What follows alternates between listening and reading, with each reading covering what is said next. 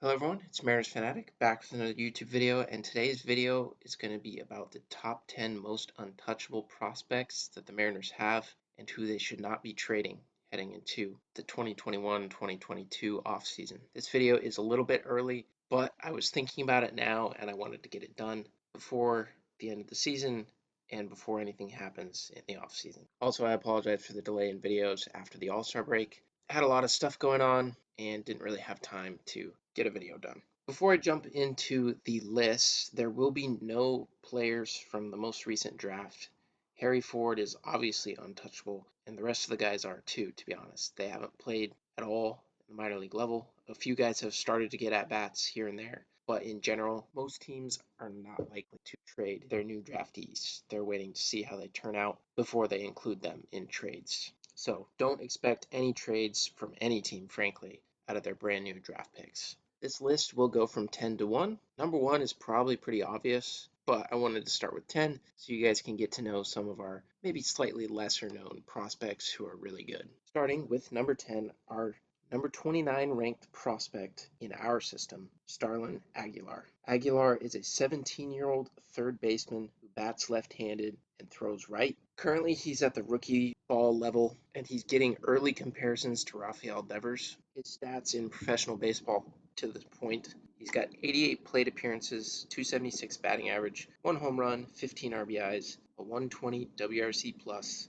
He has a 352 on base with a 421 slug for a 773 OPS. Picked up Aguilar out of this last international signing phase, and considering our recent success with guys like Noelvi Marte and Julio Rodriguez, who we signed out of the international market and are looking like they might be able to become stars for our team, Aguilar is a part of that next wave a couple years behind them. We haven't seen the pop just yet, but he is in rookie ball and he's still 17, so there's a lot of room to work with this kid, and I'm really excited to see him as he progresses through our system. Next up, we have our number 30 ranked prospect, Gabriel Gonzalez. Gonzalez is a 17-year-old outfielder who bats right and throws right. He is also at the rookie level and was signed in this most recent international draft signing phase. His stats for the season so far: he has 79 plate appearances, he's batting .329 with 4 homers, 20 RBIs, a 176 WRC plus, 409 on base, 620 slug for a 1029 OPS.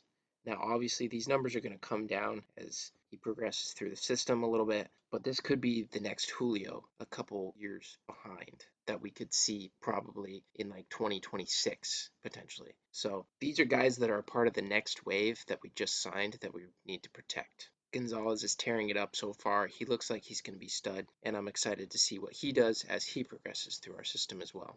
Next up, another young guy, we have Milkar Perez. Perez is 19, another third base prospect. Bats right, throws right. Perez was signed in 2018, so he's been in the system for a couple years, but he's still a really young guy. So far this year, in 135 plate appearances, he's batting .297, no home runs, 20 RBIs, a 135 WRC plus, 467 on base, 356 slug for an 823 OPS. Perez is a part of that next wave as well. Perez is also currently our number 13 prospect in our top 30. Next up, we have our number 10 prospect in Zach DeLoach. DeLoach is 22, an outfielder. He was a part of our 2020 draft class, so he has already moved up pretty quickly to the AA level. He bats left and throws right and is an outfielder. He started at Everett this year and has progressed his way to AA. In 378 plate appearances between the two leagues, he's batting .298 with 12 home runs, 48 RBIs, a 141 WRC plus, 389 on base, 511 slug for a 900 OPS. He struggled out of the gate at AA, but has since picked it up and has been doing fairly well the last couple weeks. So it's exciting to see him to continue to move. After Haniger's contract is up, DeLoach is possibly that next guy. Or if Lewis can't get healthy and has to go to DH, you could see DeLoach in left field, Julio in right, and Kelnick in center, provided that development goes well with everybody involved. But he's a really exciting guy, and he's our top outfielding prospect once Julio graduates, which he is sure to do next year at some point. Next up on this list is Matt Brash, our number 24 prospect. I honestly think he's pretty low on our prospect rankings because he has been lights out not only with us, but with the Padres before we traded for him. Brash is 23. He's a starting pitcher, but since he's been to Double-A, he's gotten some relief appearances. So I don't know if they're grooving him to maybe become a flamethrower late inning guy, but we'll see what happens there. Of course, he bats right and throws right. And as I mentioned, he is at the Double-A level. He started with Everett this year and was doing really well and got the call and has done well since moving up to Double-A. In 68 and a third innings, he has 2.5 ERA, a 3.74 FIP, 13.04 K per 9 with a 4.61 walk per 9 and a 193 batting average against him. Now that FIP is a little misleading because FIP generally relies on stats that a pitcher can control. And Brash does have a really high walk rate and can tend to allow a lot of base runners. So that's what leads his FIP to be much higher than his ERA. There are some other factors as well, but overall, that's probably the biggest one. And for Brash, his biggest con is his control. If he can get that down, we'll be seeing him very soon, and I definitely think we need to hold on to him. Number 5 on this list is our number 7 prospect, Brandon Williamson. He's 23, starting pitcher, bats right, throws left, and he is at the Double-A level, and we got him out of the 2019 draft. He's our second rounder. He started at Everett this year as well and was moved up to Double-A. In total, he has 72.1 innings pitched this year with a 3.98 ERA, a 3.64 FIP, 13.94 K per 9, which is absolutely insane, 2.99 walk per 9, which is not bad, and then a 239 batting average against. He struggled out of the gate in his first couple starts at Double-A, but his last couple starts have been pretty solid. And Williamson is definitely our top lefty in the system, and this is a guy we really need to hold on to. A comparison I would make would probably be a guy like Paxton. Crossing our fingers he doesn't have the same injury history, but the dude is a tall, strong lefty who can strike out a lot of hitters. So he'll be fun to watch as he progresses. Next up, we have George Kirby. George Kirby is our number 4 prospect in the system and is a top 100 prospect in all of MLB. He's 23 years old, starting pitcher, bats right, throws right, and was recently called up to Double-A. He was our 2019 first round draft pick out of Elon University, and his stats for the year so far at Everett and in Double-A: 45.2 innings pitched, 2.17 ERA, 2.4 FIP, 11.04 K per 9, a 1.58 walk per 9, which is just insane. And opponents are only batting .208 against him. Kirby's control is the most impressive thing about his game, but within the last year he has gained a lot of velocity and has been growing considerably as a player, and he will be somebody who is exciting to watch. Personally, in the past, I've thought he could be trade bait. However, I've changed my mind within the last few weeks, even days too, and I really think we should hold on to Kirby. I worry about something like the Eric Bedard trade happening, where we trade for somebody who's good or has been good in the past, and then that player comes here and either struggles, gets hurt, or whatever happens. So even though in the past I've thought it might be a good idea to lure somebody here by trading Kirby, I don't think it's as good of an idea anymore, and I would like to hold on to Kirby. He's not higher on this list because I still think there is a possibility he could be traded, but we'll see what happens. Next up, we have Noelvi Marte, who is number 3 on this list. He is not our number 3 prospect. I did mess that up.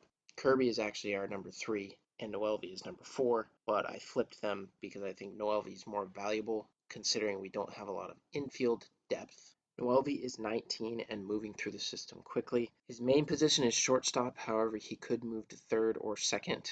Gets up to the big club in a couple years, depending on what our team looks like at that point. He bats right, throws right. Right now, he's in low A Modesto, although by the end of the season, I imagine he would probably get moved up to Everett. So far this year, in 398 plate appearances, he's batting .274 with 17 home runs, 61 RBIs, 115 WRC plus, 357 on base, 476 slug for an 833 OPS. Something he needs to work on is getting on base a little more. There's a lot of room for him to grow into his body, and Noelvi is a stud, an absolute stud. I'm really excited to see when he comes up to the big club. Probably not until 2023 or even 2024, but he is an exciting player to watch. Moving to number 2 on this list, and our number 2 prospect is Emerson Hancock. Hancock was our draft pick last year in 2020, first rounder. He is 22 years old, a starting pitcher, bats right, throws right, and he is at the AA level. He is also a top 100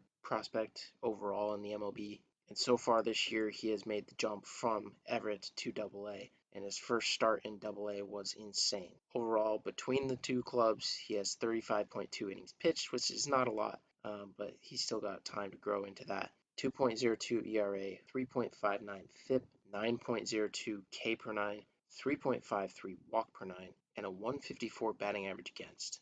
Hitters cannot touch this guy, and Hancock has a very high ceiling, and it's really exciting to see how quickly he can move up through the system. Hancock could be the ace that we're looking for.